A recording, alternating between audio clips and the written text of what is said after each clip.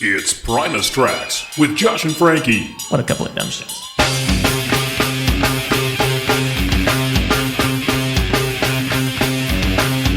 Well, greetings, primates, or primisters, or Primus fans, or whatever you call yourselves. I'm Josh. With me is Frankie. We are embarking on a mission to bring you, our loyal listeners, I don't know if you can be loyal after one episode or 7 seconds, but we'll try it, to bring you all the information you'd ever want for every single Primus track that's ever been committed to an official release. And then when we run out of those, I guess we'll do other stuff. We talked about Primus Tracks being your one-stop place to get everything you'd ever need to know about these studio tracks. But we're going to start with a live album. You can't talk about Frizzle Fry without talking about Suck on This. To those of you new to the Primus game, if you haven't checked out Frizzle Fry or Suck on This, just stop. Don't listen to us. Go listen to those albums, then come back and listen to us. You will probably grow a third eye or something, but it'll open up wide and you will see why we are doing this. A little bit about ourselves. Well, I'm Josh. I'm a lifelong Primus fan. I will tell you, I first heard Primus on a mixtape that my good friend made for me in about 7th grade. There were all kinds of bands on that tape. There was Rage Against the Machine, Soundgarden, Alice in Chains, some Megadeth, some Helmet of all bands, and then there was some Primus, and Primus is the one that jumped out at me. Boy, did I latch onto that band. How about you, Frankie? I was watching MTV one afternoon back in 2003, and they played Wynona's Big Brown Beaver completely out of the blue. And, that was a period of time where I didn't really look at music videos. I just heard them playing in the background while I was doing other stuff. But when that video started, I just had to look at it because the music was unlike anything I have ever heard before. Yeah. And you know what, folks? Frankie, he's going to sell himself short here, but he is the world's biggest Primus fan. There is no bigger. There is no more dedicated. It's him. He is the walking encyclopedia of all things Primus. And it all started when he just happened to see a video on MTV. I was sitting on a playground of a Catholic school, and I heard whichever song it was, and I went, yes, please ruin my life. And it did. We're going to talk about Suck on This today, so I think it's appropriate, too, not just where we first discovered Primus, but our first live experience with the band. It's one thing to listen to the studio recordings, but it's another to witness them just blowing your face off with their sonic power. Frankie, where'd you first get to see Primus in concert? For a long time, I thought that in order to see Primus, I would have to travel, because I never imagined that they would play in my country. But in January 2013, all of a sudden, they announced 2 dates as part of the 3D tour. In the end, they did not use the 3D technology here. They played the sets with the regular screens, but it was still part of that tour, so they were playing a lot of rare stuff. So I bought tickets for both nights, and then they added a 3rd date. So imagine, not only was I going to see Primus live for the first time, but I was going to see them 3 nights in a row. And then the guys who put together the events made a contest on Facebook, and they said, show us how big is your Primus collection, and you could win a really amazing prize. So I put together my collection at that time, and it was actually smaller than it is right now. But I won the competition with the stuff that I sent them, and they gave me a backstage pass to meet the band on the first night. So imagine, I hadn't seen Primus live until that point, and I got to see them 3 nights in a row, and I also got to meet them in person the first night. Oh, man. I probably should have gone first because my story's nowhere near as cool as that. Wow. I didn't know that you got to go backstage the first night that you ever witnessed them play live. That is phenomenal. That must have just been so. How big were your eyeballs at that point? I was completely mind blown. They took us backstage after the show. It was me and probably 2 other people. And we were just waiting for them to come out, and when I saw Les standing in front of me, I was speechless. Like I had no idea what to say or what to do. I was just holding a ton of records in my hand, and I went to the end of the line behind the two other people because I didn't want to go first because I was too nervous at that point. So the first two people started to approach the band, and they took some photos. And they only had like maybe one album or two albums to get signed. And when it was my turn, first I said hello to Jay, and then I said hello to Larry. And they were very, very kind. They were smiling the whole time. And then I went over to Les. And, I was pretty nervous because Les doesn't shake hands. He does the potato thing. So I didn't want to ruin that because I couldn't remember how to do it. So I didn't want to look bad in front of Les. But fortunately, I was holding all those records. So he didn't ask for the potato. Like, he looked at the records and he said, wow, you have a lot of stuff. And he started to sign everything. Oh, and wow. I could gather myself a bit in order to tell him that Of Wales and Woe is one of my favorite records of all time, and he said thank you. And there was a point where, I still had Miscellaneous Debris and Suck on This lined up, but he told me that he had already signed enough stuff, but I asked him if he could still sign the Green Naugahyde vinyl, and all three of them signed the record, and then they took a picture of us. But I was too nervous to say anything at all to Les. But I walked out with 80% of the records that I brought there signed. Wow. Well, first time too. First time down the pike, and there you are. Yes. So, sounds like a lifelong obsession was born on that night, if not just confirmed. Absolutely, and they were pretty special concerts, because the first night they opened with Tweakers, which is business as usual for the band, but it was basically the first time that I heard that song live, and it was just as incredible as I imagined based on all the concerts that I heard. They played some pretty great stuff that night. They did Fisticuffs, The Heckler, Dirty Drowning Man, Extinction Burst, Point for the Man, Herald of the Rocks. There was an incident during Is It Luck? Les started the song and somebody threw beer at him, so he basically stopped the song, and then they came back for the second set.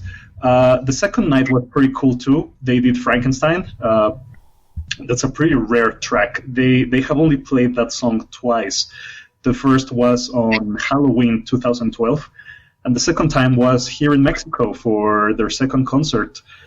They also did Bob, Del Davis, Tree Farm. I couldn't believe they played that. Nice. Pressman.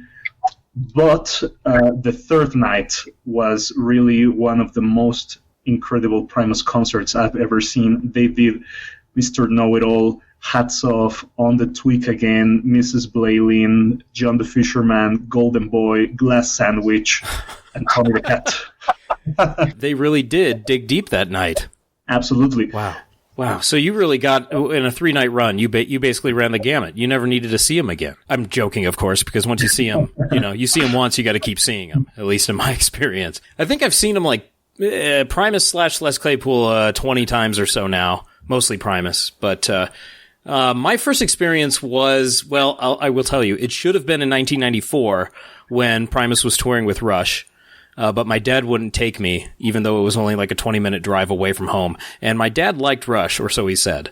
I couldn't talk him into it. The next day, he tried to, soothe my disappointment by telling me that he had heard that the sound was terrible and that everybody was booing Primus. No idea if that's true. But the next year, another chance came around, and this time my dad relented after I begged and begged and begged. Well, not just because I was begging, but I think it was only a 10-minute drive this time, so he was okay with it. So the first time I saw Primus was November 10th, 1995 at Palmer Auditorium in Davenport, Iowa. Okay? It was really it's just a big box. It was a gymnasium. But it was my first rock show, and it was loud. The Meat Puppets opened, and I remember nothing about them, and I don't think I ever listened to another Meat Puppets song in my life. But I do remember that I was 14 years old. I weighed about 95 pounds, and I was really stoked to see Primus because I'd been listening to them a lot. Up to that point, they'd gotten a lot of radio play with the Beaver song. And they were one of the few musical artists, or the first musical artist I really discovered that I would say, quote unquote, on my own and really bonded with or took ownership of. So that night I tried the mosh pit. You can imagine what that was like for me. I was done after about 10 seconds and I didn't want to go back in there. But I also got my first contact high. That was a great time, being 14 years old and stoned. I don't remember the entire set list, but they played 11, and then I had to go get some fresh air because I was high. And when I came back in, they were playing Grapevine. Like, that's what I remember. I remember those two. Also, there was a blizzard. It started snowing outside. It was just raging outside when I went to get that fresh air. And it was about 120 degrees inside this box of an auditorium. Just people everywhere. And I was just wide-eyed. I think just like you, I didn't know what to make of it all. But boy, did I know I liked it. I didn't keep track of the set list, unfortunately, but it was definitely heavy. They brought the thunder that night, and it was really loud. I remember when Tweakers started. That's when things really went for it. And that could have been the opener. I just don't remember. But man, I was too busy getting pummeled to write it down. But that really cemented my fandom, and I didn't get to see them for another 8 years until 2003 when on the Fromage tour. So I held it close for a long, long time. Oh yes, I think you caught a pretty legendary Fromage show. You saw the show at the Eagles Ballroom. Yeah, the yes. Eagles Ballroom. I saw the Eagles Ballroom and the Vic. So Chicago, Milwaukee on back-to-back nights. Oh my god, that show is crazy. I mean, set one, Harold of the Rocks, The Toys Go Winding Down, My Friend Fats, Professor Not Butter, Miss Blaylin, The Carpenter and the Dainty Bride, and the Spaghetti Western, just for set one. That was the one where I was pretty close up to on Lur's side, and I was just getting, I was getting pushed around, but I was more than 95 pounds at that point, so I could actually hold on. But oh man, that was intense, and they just kept bringing these tunes, and that, of course, we hadn't heard. Do you recall what it was like listening to The Carpenter and the Dainty Bride live? I don't have a specific memory of it, but when near the end, when they started really letting it go, rocking it out, we were moving. That's for sure. Although I don't have a specific memory of it, but I do just remember thinking every single track tonight has just been heavy as hell, and I'm bouncing around having a good time. That was a good night. At intermission, I just had to get out of there for a second, so I walked away. I was just like drenched in sweat, and some girl said to me, "Hey, you're cute." And I was like, "You can't be serious right now." And I didn't follow up on that, which was weird, but oh well. I was having too good a time. I mean, we could sit here and talk about our live experiences all night, but we have a live album to discuss, and we're going all the way back, Frankie, to 1989. I was in diapers then. Still am. Not proud of it, but I am. To get an idea about Suck on This and where it came from, we need to talk about the Bay Area scene. So what do you know? It seemed like a really magical time to be attending concerts at the Bay Area. I mean, all of these incredible bands were just starting out, and I mean, you could catch Primus at a tiny club.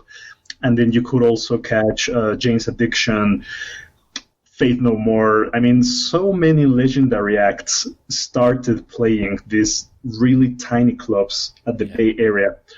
And, many of those places are gone now. But from what you can hear of those live recordings and pictures that you can see, those were some pretty wild shows. Insanity, for sure. I think that just like Seattle with the whole grunge scene, the San Francisco Bay Area was also the starting point for a lot of amazing music. And the really cool thing is that at that time, when all of these bands were starting out, there was a lot of cohesion between them. It was definitely a scene. I mean, all of those bands could play together at any bill, and none of them would be out of place. And, well, there are lesser-known acts.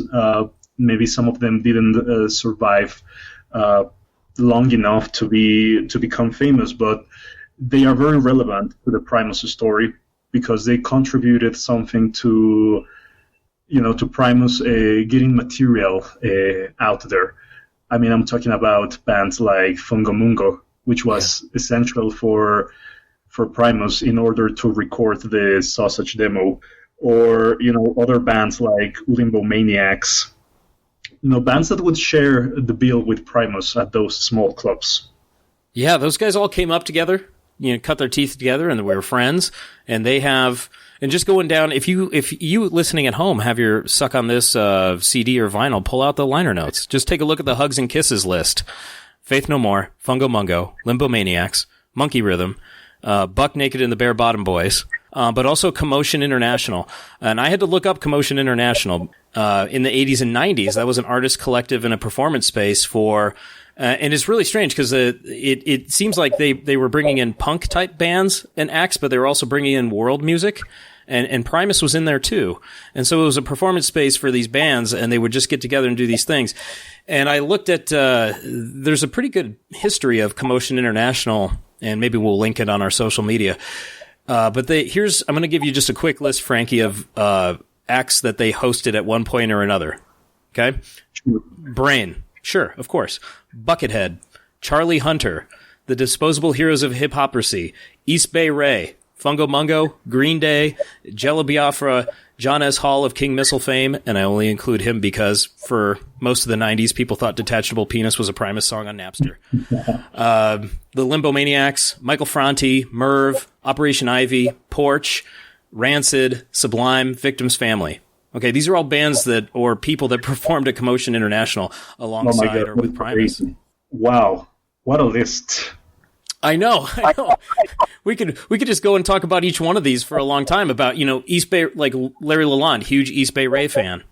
Styled some of his work after East Bay Ray. Limbo Maniacs, good friends of Primus. Brain was the drummer and ended up being Primus's drummer. We know he was their drummer earlier and they broke his foot skateboarding, blah, blah, blah. But, Porch was a Todd Huth project. Merv, if you don't know Merv, go find Merv, please. I think you also mentioned Monkey Rhythm in the liner notes for Suck on This. Yes. In case people don't know, Monkey Rhythm was one of the many projects of Adam Gates, also known as Bob Cock. Correct, yes. I didn't mention that one, yeah. And he's also credited on Suck on This as a producer, as Bob Cock. So of course he's been around the band for a long time and played many different roles, and he'll get a lot of mentions throughout our episodes. But Adam Gates, yes, we're going to talk about him quite a bit. There was one more, and I didn't want to do this, but I'm pretty sure most episodes I'm going to go down some kind of rabbit hole, and you're going to have to drag me out of it, Frankie. But this is something I found. Fungo Mungo, their bass player, forget his name, joined the band Third Eye Blind in 1996. And they had a minor radio hit with Semi-Charmed Life. Do you know what I'm talking about? Yes. Okay, so I did not know this until a couple days ago. It's not mentioned in the song at all, and it was written by the lead vocalist of the band. The lyrics are actually based on the singer's experience of going to a Primus show with his friends, and they all did Speed for the first time, and his friends all got hooked on it. And I was thinking, if that in and of itself is not emblematic of the Bay Area scene at that time, I don't know what is. Because the drugs are part of it, and I'm not glorifying it at all, but the drugs are definitely a big part of it. And, people go to a Primus show and do some Speed. But given that, I don't know, 37% of Primus songs are about people who got hooked on drugs and fell out of society, I guess it makes sense. Yes, drugs are definitely a huge topic throughout the Primus and the Claypool catalog, and not particularly because of their direct contact with them, but because a lot of the people that they used to know were basically hooked on drugs. I mean, Harold of the Rocks, for example. Les has gone over that story several times live. I thought Harold was a geologist all those years. I was confused. Okay. This song takes on a whole new meaning now. We're definitely going to talk about Harold in the coming weeks here. Okay, so the band has been growing up with all of these other acts. They've been learning from each other, gigging together. The scene is really hot. It's really hopping. Primus, they're ready to make an album. Before we really get into the album itself, suck on this, let's talk about the cover, that cover image. For sure. Well, it's a pretty iconic cover in the Primus world. Because of the baby. That baby has been a recurrent character in their artwork, whether it's in the posters or in official merchandise. I don't know if you know this, but Les made a drawing of that baby, and it was the cover for the first cassette that Primus put out, the Sucking Songs demo or the Primus Sucks demo. Yeah. So then he took that character and they incorporated it into the Suck on This cover, and it's really amazing because the clay sculpture was done by Lance Link Montoya, who was a really vital part of the Primus artwork for many years. I mean, all of those classic clay sculptures that we immediately associate with Primus artwork, they were done by him. So this was a pretty collaborative effort because Lance made the sculpture and then he gave it to Les, and Les colored the sculpture, and then the photograph was taken by Bosco, who happens to be Merv's brother. Right, yeah. I remember making that connection at some point, looking at credits and going, there's two Haggards here. So they've got to be related. Yeah. So it really is a collaborative effort, as you said, and it's kind of in the family. There's this Primus family that's starting to form with Lance Montoya, Paul Haggard, and others who are going to come and go as we talk about these tracks. Absolutely. And I mean, it's a pretty great cover. Yeah. I think it's one of those covers that stand out from the record shelves. I'm pretty sure that back in that time there must have been a fair number of people who picked up the record from the shelf just to find out what kind of music Primus played based on the album cover. Yeah. It's definitely got a what the hell is this vibe to it. if you were just perusing records in a store, absolutely. So it really does invite one to wonder what in the heck you're getting into when you're listening, when you pop in the CD or pop on the record. In order to make this record, of course, they had to have some money. And so this is a self-funded effort. And as strange as it is for a band's first album to be a live album, that's what these guys went ahead and did. But they needed the money for it. And I'm sure you all have heard this story 10,000 times, but I'm going to let Frankie tell it again. Well, Les borrowed $3,000 from his dad, an auto mechanic. And, Les said that his dad didn't have a lot of money, so that amount was quite a lot of money at the time. But, well, we can speculate that he had enough faith in Les in order to invest that amount of money in his music. So they took that money and they self-recorded the whole thing, self-produced. They put together the artwork with Lance and with Bosco, and then we come to the part of the self-distribution. Yeah. This is my favorite part, where they get 1,000 copies of this record after putting it all together and getting it pressed, and they're just driving around to record stores and selling 2 here, 3 there, half a dozen at this one, doing it all themselves. It's a total DIY effort from beginning to end, with the first Is it? I think they did 3 runs of 1,000. Is that right? Well, they started with, that's correct, with 1,000 records, and they sold out that first batch of 1,000. And, to think about Les driving around the Bay Area with those records in his car, leaving the records at small stores, and then calling them up to see if they had sold any copies, that's something that is definitely never going to happen again in the current music industry. So I think it also contributes a lot of magic to the whole era of Suck on This. It's really amazing to think about Les handling those records by himself and going store to store trying to sell them. After the first 1,000 batch was done, they made a second pressing. And in order to tell them apart, because a lot of people are confused by this sometimes. Sometimes people have a second press and they might think it's a first press.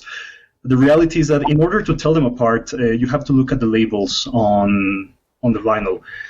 The first press has like a really big image of the prawn, whilst the second press has a smaller version of the prawn logo. Oh, the Prawn Sun Records logo. Is that what you're talking about? Yes. Oh, very good. Okay. So the size of the prawn indicates what the edition is? Yes. The first pressing has a really larger version of the prawn on the labels. And the reason that I discovered this is because Team Soya told me. Oh, okay. So and that's another name. He's in our Suck on This credits as well. Under old Soya's on stage crew there. So yeah, Soya, a friend of the band. And so you were able to get in contact with Soya, and he gave you that info. Yes, because I came across a copy on eBay, and it was quite expensive. So I noticed that it looked quite different to the version that I have, and I always thought it was a first press. So I sent a message to Soya, and I asked him, can you confirm that this is a first press? And he told me, yes, that is a first pressing of the vinyl. And then I showed him a picture of the one that I had, and he told me that it was a second press. So I immediately bought it. Well, there you go, collectors. Find the big prawn. The only thing I own is the 1994 CD re-release from Caroline Records. So one of these days, maybe. Fascinating stuff then about the different editions. But you're absolutely right. Like that's a hustle that'll never happen again, because nowadays, instead of going to record stores and trying to get them to stock your wares, you just put your shit on SoundCloud and spam people. And by the way, don't put your stuff on SoundCloud if you're any good. Nobody will hear it. So that's my advice to you, music industry insider Josh. What's astonishing to me, and you can probably talk about it more in depth, Frankie, is that this is the lineup of Les, Larry, and Tim. And at the time of the recording of Suck on This, on 2 different dates, they'd only been playing together for about a month. Yes, that's absolutely insane. So how does, other than practicing your patutskis off all hours of the day, I just don't know how you gel in a month's time.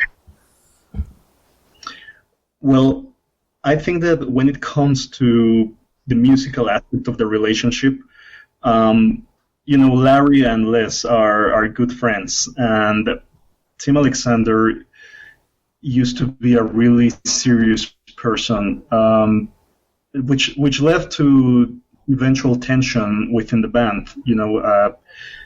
I think the brand of humor that Les used didn't click particularly well with Tim at the beginning, but that's like the interpersonal aspect of the relationship, because musically, I think that what they do together, the original lineup, is something that cannot be reproduced with any other musician. Primus is always going to be great with Brain, with Jay, with any drummer, but when it's Tim Alexander behind the kit, there is a cohesion and a chemistry between them that I think must have been present since the very beginning.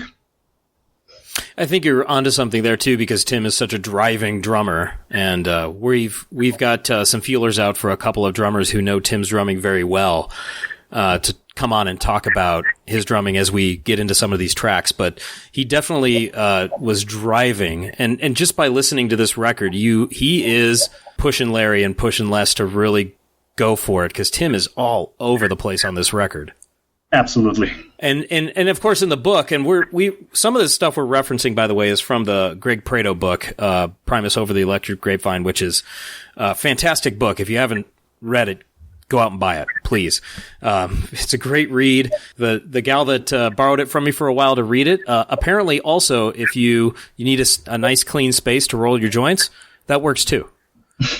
So she's like, yeah, my kid's using it for that. I was like, oh, okay, well, I guess it makes sense given what we know about the band. So that's fine. But to get back to it, I mean, this lineup, you've got, and they said it in the book that Les and Larry are just like, this guy's good, we got to get him. And so the voices, those three voices in the room that came together to create this thing, that somehow gained national recognition despite it being so off the wall, is what you're pointing to, Frankie. And there it is. I mean, we've got it on the record. And it's so different than the Primus demos of the 80s that we heard with different drummers and guitarists. There's more, I don't know if there's more urgency, but there's definitely more of an edge to this music that appears on Suck on This than these same songs that appeared on previous demos. Absolutely. I mean, if you look at the Primus Sucks demo, the Sausage demo, and Suck on This, it's really amazing how quickly the band evolved over the span of those few years. Because, absolutely, I mean, Suck on This sounds nothing like the two demo tapes. Right. I think my favorite one is that I think it's out there somewhere, there's a version of Too Many Puppies that's basically in double time, and it sounds like a frenzied new wave song. Oh, yes. And now it's this pummeling march of a song. That song doesn't appear on Suck on This, but you get the idea. I think this is my favorite difference between if you look at something from the mid-'80s and something from as they were recorded in the studio. Got 9 slammin' tracks here, Frankie. Absolutely. So my overview, and you don't have to agree with me, but when I was listening back to the album, and I listened to this album for the first time in many years, actually. This is very raw. This is a band that's finding its collective voice, but a lot of it is already in place. It's already there. We do have some unpolished solos from Larry, and they would change on the studio records. We've got, I think some lyrics are a little bit different too, here and there. And then the way that some of these songs are structured, just the little things. The structures are there, but it's the little things that change when they get into the studio later. Yes. What you're talking about right now can be particularly evidenced in Tommy the Cat. That is one of them that I wanted to talk about, yeah. I mean, if we look at Tommy the Cat on Suck on This and the way Tommy the Cat was rendered for Seas of Cheese, I think it's fair to say we're talking about two completely different songs. Ooh, how so? On Suck on This, Tommy the Cat was played on a 4-string bass, on the classic Carl Thompson bass. And for Seas of Cheese, on the music video, you can see Les playing the rainbow, but he didn't have the rainbow bass ready for the Seas of Cheese recording, so he used a different 6-string bass. Have you seen the movie Bill and Ted's Bogus Journey? Oh, of course, absolutely, yes. Well, you can see Primus playing Tommy the Cat at Battle of the Bands, and Les is using the 6-string bass that he used for the recording of Seas of Cheese. I mean, it's completely different to the rainbow bass. So just compare the bass solo from the Seas of Cheese version with the solo on the Suck on This version. We're talking about two completely different musical performances. And it doesn't just stop there. There are some other key differences too. Tim, this is a small thing, but right after he Les yells stop, Tim doesn't close the hi-hat right away on Suck on This. Right? That's true. He's still just banging away on it. And so it's a little less theatrical in that regard. And speaking of that, the lyrical delivery, and this is a live performance in 1989 where this band is just coming together. So yeah, it's going to be a little less theatrically delivered as far as the lyrics go. But compare it to the live cut of Tommy on the back end of Rhinoplasty, and you're going to hear a huge difference. Yes, these are things that'll be refined down the road. But it's really interesting to hear these versions. And I think that for a long time, Suck on This was also a reference point for many fans. Like when is this song going to appear on a record? Because John the Fisherman, Groundhog's Day, Pudding Time, Harold, and Frizzle Fry all made it into Frizzle Fry, but people had to wait until Pork Soda in order to hear a studio version of The Pressman. Right. And then they had to wait until Antipop in order to have a studio version of The Heckler. And You Like It, I think that You Like It is an unfortunate case because it's a really, really amazing song on Suck on This, but it was relegated to a B-side for its studio recording, and they transformed the song completely. Right, yeah. Right.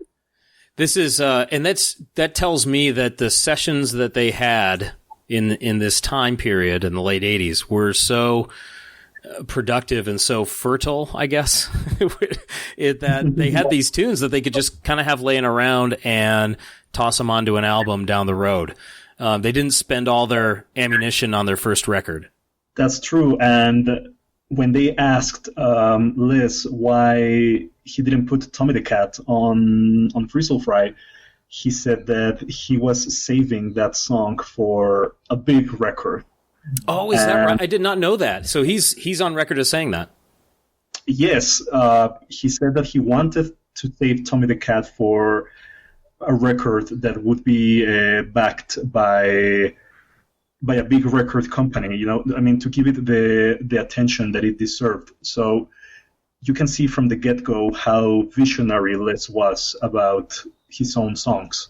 He knew that Tommy the Cat was a stellar track, and he knew that on Frizzle Fry it would have been kind of overkill because the record already has a lot of great songs, but he also knew that it was a song that deserved a big production, a music video, and more attention, because really, it's not only one of the best tracks on Seas of Cheese or Suck on This, I think it's one of the all-time greatest Primus tracks. I wouldn't argue with you there. And that's interesting to know that he had that foresight and that they were, that, as you said, they were saving some things for later because they knew with the backing of a major label they could do something with them. It's so good to be that young and not so naive that you can actually kind of take charge in that manner. Good for them. If you don't mind, Frankie, we could just go track by track and talk about some observations we have. Of course. All right. So the album opens with John the Fisherman, which we'll see later on Frizzle Fry. It also opens with a YYZ tease from the wonderful band Rush, and that would become commonplace at live shows over the years. At the very beginning, and I'm asking everybody this, but you too, Frankie, how would you like the claim to fame of being the person that's making those weird chicken noises at the very beginning? In the crowd. You know what I'm talking about? The guy going ah ah ah.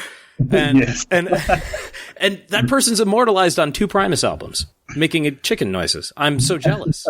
Well, I think that to be able to contribute anything to an official Primus release must be pretty amazing in itself. Yeah, I mean, if we can find that guy, I'd love to ask them about that sound. I don't know if they were being pressed up against the rail or if they were just really, really excited that Primus was hitting the stage or what, but... so interesting. And next track is Groundhog's Day. And just to listen, like I said, I went back to this album, and it is so strange for me to listen to a live recording of Groundhog's Day that doesn't have the Lur Santana elongated guitar solo section. Do you know what I mean? Because that song's evolved live over the years, so it's just straight through, which makes perfect sense given the time period. But I went, oh, that was abrupt. Absolutely. I think we are really used to Groundhog's Day as a jam vehicle. So it's definitely strange to listen to such short versions. Absolutely, yeah. But really, it drives, man. They really go for it on those first couple of tracks. And on our third track, The Heckler, that version of The Heckler is at a breakneck pace. Like, I couldn't keep up. It is so much faster than the studio version that made it onto Antipop. Absolutely. The Heckler on Suck on This is such a force to be reckoned with. I mean, it's a huge track. The tone, the delivery, the cadence, everything about the performance on Suck on This is absolutely stellar. Yeah, definitely. Couple questions that I had, though, is this where, and I think it's this recording, this is where we learn that Les really loves the word bastard. Right? Yes. He gets the audience to tell everybody that Larry is one. But why are we waiting for Larry? We're waiting for Larry to start the Heckler with the iconic guitar part. Oh, okay. I thought maybe he was fiddling with his pedals or something, or went to get a drink. I wasn't sure, but that makes more sense. He's like, let's start the tune. Next track is Pressman. Interestingly, does not have the article in front of it, so it's just Pressman, not the Pressman, as it is later on. That's pretty interesting. Does that make it two different songs? I would argue not, because it's basically identical to the Pork Soda version. I was mostly asking in jest, but I appreciate your earnest response to that. So this is really interesting because this is, for those of you that don't know, like, this doesn't show up in a studio recording for 4 years. And this really tells me that even at this early point in the band's history, that they were able to create music that was atmospheric, and that could be disparate in its moods, because this doesn't track on Frizzle Fry. It just wouldn't have fit, I don't think. It doesn't fit the mood of that album. Absolutely not. Yeah, so this is one just like Tommy. I'm so glad they saved it for a place where it fit better. I agree. I mean, it's a really dark track. It's very dense, and it's more atmospheric than most of the songs on Frizzle Fry, so it sits perfectly at home at Pork Soda. Our next track is Jellicate or Jellicate, and I actually don't know how to pronounce that after all these years, but Les says Jellicate, I think, so we'll go with it. So this is the one that we don't have a proper studio recording of. I remember over the years, Les has said that the lyrics are, I don't know, puerile, sophomoric, immature, jocular, and that's part of the reasoning behind not having a proper studio version or just dropping it from any live rotation. Yes, they were considering playing this song again a few years ago, but it didn't make it past the rehearsals because, they started playing it, and Les said, I can't sing these lyrics. They are embarrassing. Yes, because given that, he's probably, winking and smiling a little bit maybe when he's saying, I would like to rectify you. It's very high school. Like, that's something I would have written in high school, So I can understand them not liking it for the lyrical content, but it's unfortunate because we get just a Tim Alexander explosion.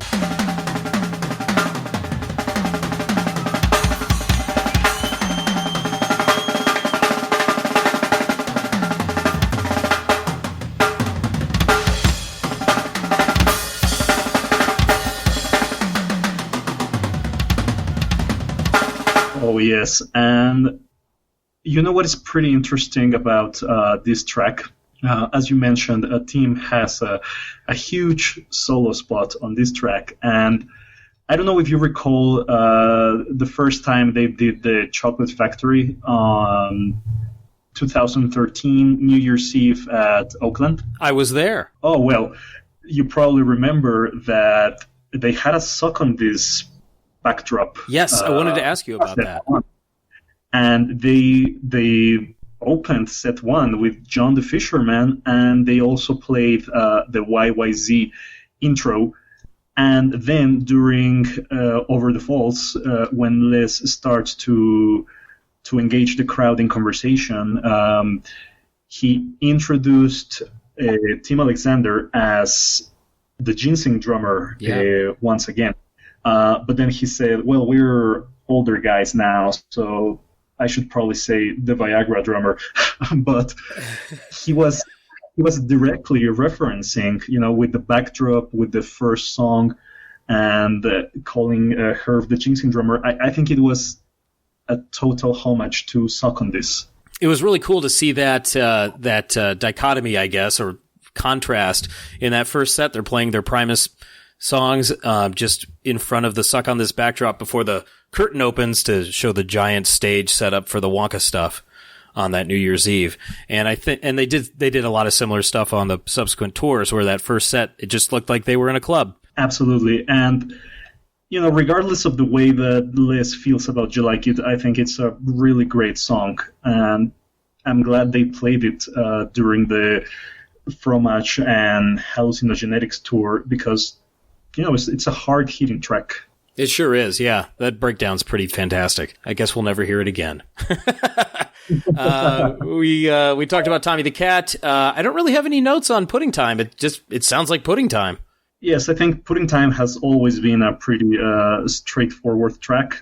It's one of those songs that, they improvise a little, but they don't like to mess a lot with the structure, because it's like a classic. People want to hear Pudding Time just the way that it is. And then Herald of the Rocks, once again. So the guy that says, "What was it?" after Les does his elongated well, where's that guy now? How come that guy's so clever and, says, "What was it?" Because people are still yelling that to this day after, Les does the well, and then people, all the way in the back scream, "What was it?" And I just love that. We're still doing that just because of one teeny moment on this one record. That guy's a mad genius. Yes, absolutely. And that one too, like this, it is also strange to me that this is the penultimate track as opposed to the album closer, which it ostensibly is on Frizzle Fry. Yes. But I wasn't in the room for those decisions because I was 8. So, that it does stand. It's a great show closer, great album closer. It's got that nice crescendo, and this is one of those storytelling songs that we're going to be really getting into lyrically as we get into the studio recordings. And then we end with Frizzle Fry. And the thing is this is pretty much a fully realized song too. A lot of these ones that ended up on Frizzle Fry, they had it in the bag. But what I like about Suck on This, and as well as this version of Frizzle Fry, it ends ominously, and I kind of like that. There's no palate cleanser after this huge bridge with that run of dun dun dun dun dun dun dun dun dun, and then that ending, and it just kind of ends with the crowd cheering, and I'm not sure what to do with myself. I think it's a pretty well-designed record because, as you mentioned, as soon as it's over, it leaves you wanting more. I'm sure that back at the time when it was released, people were probably starving for more Primus. So the build-up that they made up to the release of Frizzle Fry, I mean, it was absolutely genius. But I did want to point out, you mentioned how Les uses the word bastard multiple times during this album. Yeah. I mean, it's a pretty fun record, and the recording was quite hectic, but if you compare it to some of the bootlegs out there, it's actually quite tame in terms of banter and hecticness, because there are shows where Tommy the Cat could reach up to 10 minutes just because of the banter. Like Tim Alexander would start the drum beat, and then Les started talking to the crowd, and then he started singing songs like Old MacDonald Had a Farm, and he would just sing that multiple times to get the audience to sing along with him. And just a lot of banter that you can hear on those bootlegs that is really not present on the record. Yeah, I wonder if they wanted a more straightforward performance for something that was going to be committed to vinyl. That's a good point. It may have been. I'm also glad they didn't include their really, really sloppy cover of Paranoid from one of these recording dates. If you're not familiar with toasterland.com, that is where you can find not all, but this is where you can find almost every Primus date and every Primus recording that exists. And these Suck on This was recorded February 25th and March 3rd of 1989 at the Berkeley Square. And the February 25th show in its entirety is up on Toasterland, and the last track is them covering Paranoid, and it is awful. According to the book, they also did a Ted Nugent song during those concerts, and it was devised as the song that they would use to change the tape in order to continue recording. Oh, right, yeah, so they didn't lose any of the footage. That's right. Matt Weiniger talked about that in the book, and in a couple other places online many years ago that I remember him talking about. That's actually a good segue to talk about the recording of this album. So it was recorded live on an 8-track. Is that correct? That's correct. And then my favorite part is that this was mixed down on a VCR to a VHS tape. So that's right. So we are listening to something that was mixed to VHS. And I got to say, I thought when I first read that in the book, that's where I first heard about it. And I thought, oh, how does it sound so good?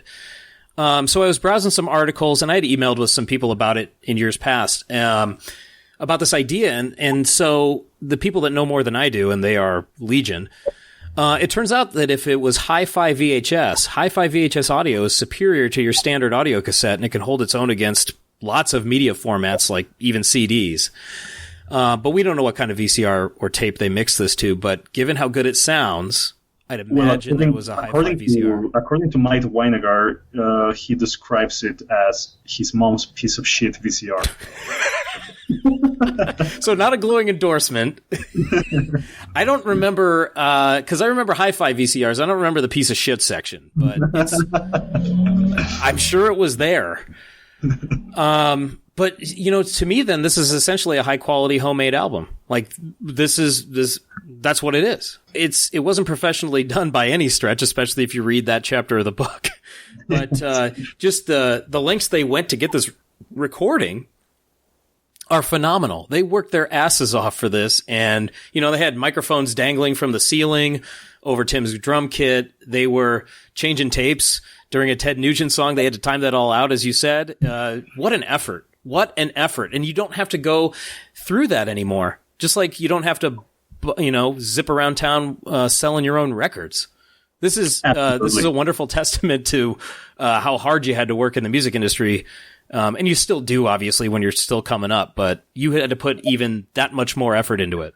Totally. And as we mentioned before, these trifecta is what makes Suck on This so special. It's a record of self-financing, self-recording, and self-distribution. And I think that taking into account all the obstacles in each of those categories, it stands as a pretty great record. We were going to talk about the reception of the record, but I think it summed up by, they got a record deal, and they made 10 more albums or something like that. So I'm going to go ahead and say they did well.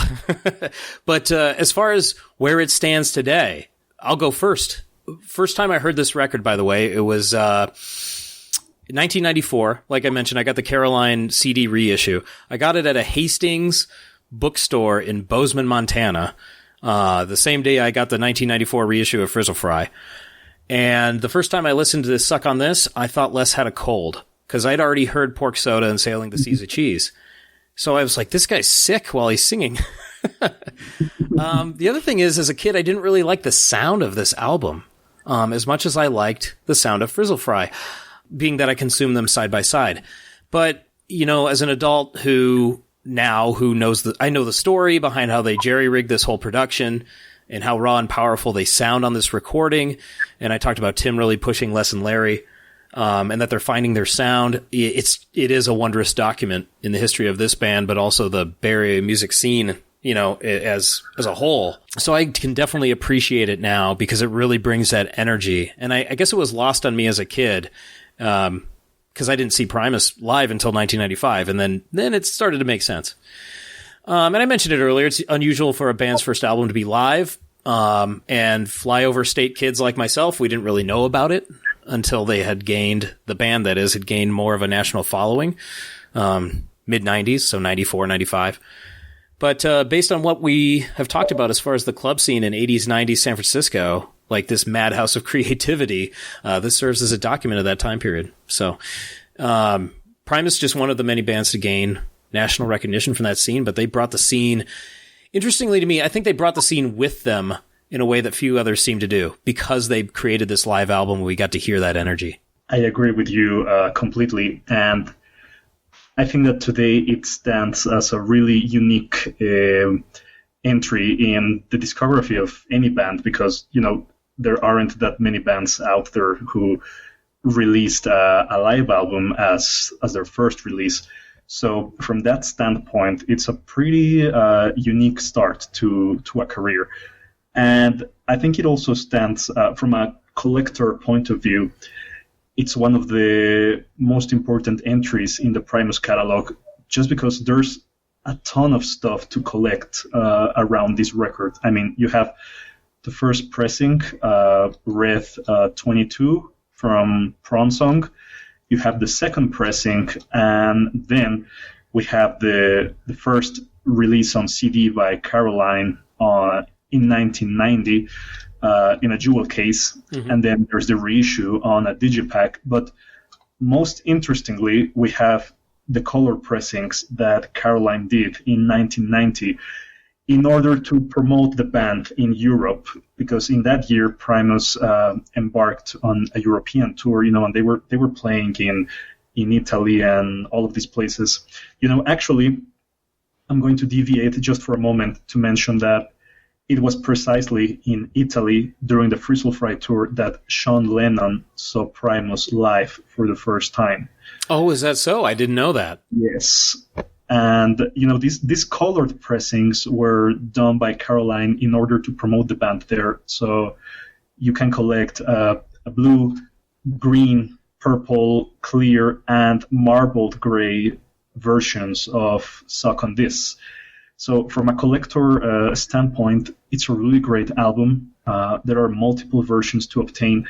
And last but not least, we're going to have to wait until June in order to see the Record Store Day version, which was promoted with a 3D cover and blue vinyl. Another edition of Suck on This. I don't know how you do it, Frankie. I've got my CD and I'm pretty happy, but I'm curious with that 2002 remaster that went to vinyl and CD. I really wonder if that came from that VHS tape, that master tape. Boy, sounds like there are a lot of versions out there that people can track down. But remember, once again, look for the big prawn. Okay, that's Absolutely. The one you want. Pay top dollar.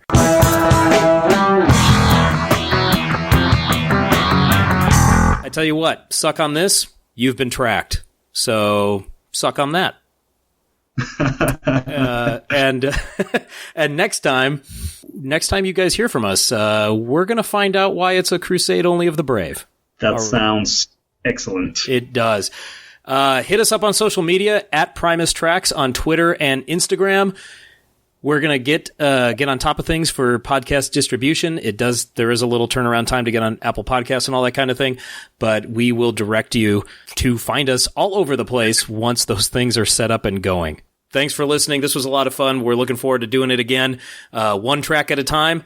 Well, we're going to go for 20 to 30 minutes, I hope, per track. But this was our big opener. It felt big. I feel big, not in a weird way. I just feel big. Thank you, Josh. It was a pleasure to talk about this record, and I look forward to, talking about each track individually with you. And I hope that our listeners enjoy all information that they may have already known, but also the stuff that they probably didn't know about each song. Absolutely. We'll see you around the bend. Well,